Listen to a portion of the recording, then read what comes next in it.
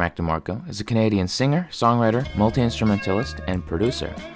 To me, Mac Demarco really pioneered the new indie sound because he's been doing this whole indie thing for over 10 years and didn't get, recognized until maybe 2014, 2015 when he started to rise in fame.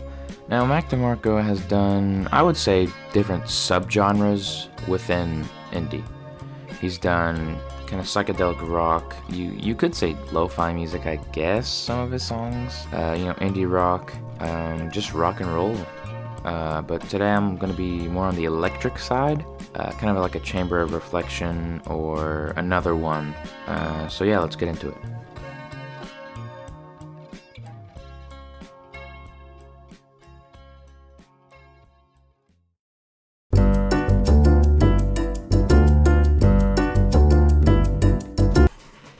Okay, this is the layout.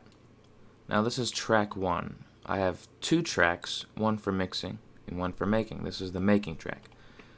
So, with a lot of Mac DeMarco's tracks, it'll either be all acoustic, all electronic, or some electronic, some acoustic with the percussion. I chose half and half. The kicks are real kicks. The snare is electronic and the hi-hat's a real hi-hat. So here's the kick.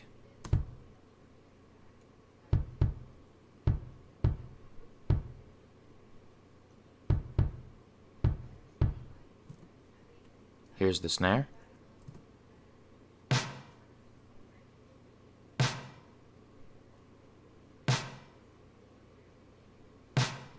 Here's the hi-hat.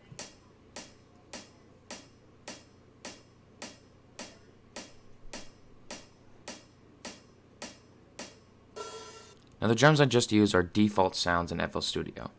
The hi-hat is the over HCH. I used 1. And for the open hat I used open hat. For the snare I used the 707 snare. For the kick I used the POW kick. Now with the kick, all I did was added an EQ, raised the bass a little bit, lower the treble, added some reverb. With the snare, I added the EQ again, lowered the bass, added some reverb, then I added a limiter to make it louder because it was kind of quiet. With the hi-hats, I just added an EQ, lowered the bass, then added reverb just like the kick. So here's the percussion all together.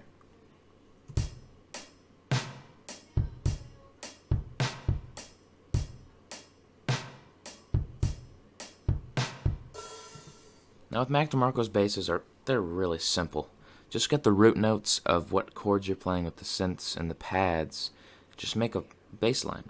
And I use an electronic bass because I'm too lazy to use my real bass. I use the Ibanez in FL Studio. It's a default plugin. Here's the bass. So here's the bass.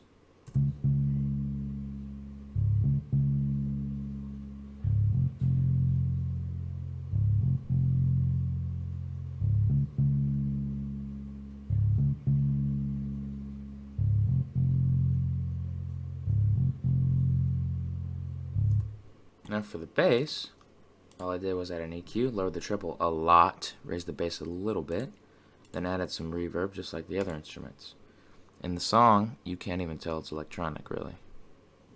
Now his pads are rhythm and kind of just keep it moving. Just kind of a slow, somber undertone of the song. Here's the pad.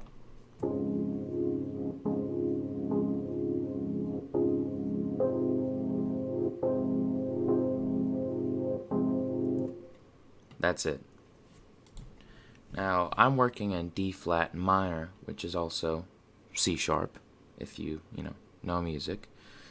So I just kind of worked my chords around D flat minor, just kind of picked stuff out that, made me happy. So I picked C sharp as the root note for the first chord, then F as the second chord, and I just kind of built up. Now this is the best part of the song, the synth. Mac DeMarco's synths are amazing. He uses a Yamaha DX7 June 60 by Roland. He uses a lot of old synthesizers. And so I don't have money for that. So I just used the Uno 62 Tau. It's supposed to remake old vintage synthesizers. For the synth, I used reverb, a second reverb, EQ, raise the bass a little bit, raise the treble, and then I used isotope vinyl. Now this preset is free, and it makes everything kind of vintage sounding.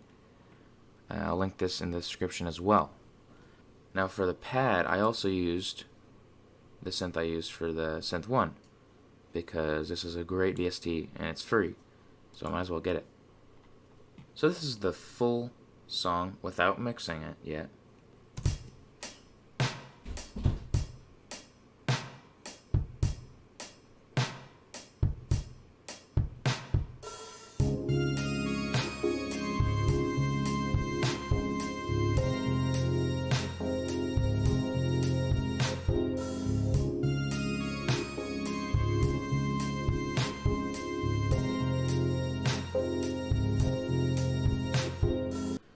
So now we're in the mixing track.